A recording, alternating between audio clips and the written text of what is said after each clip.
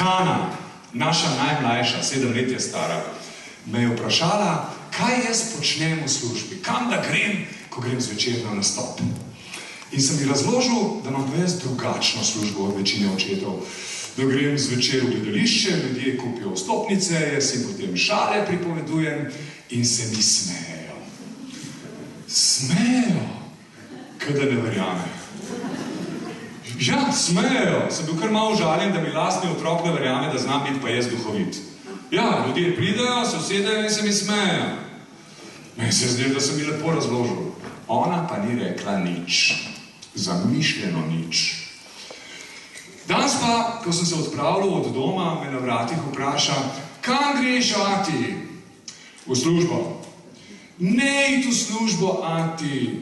Reče tako malo roteče, s tistimi velikimi otroškimi očmi. Ne iti v službo, ati.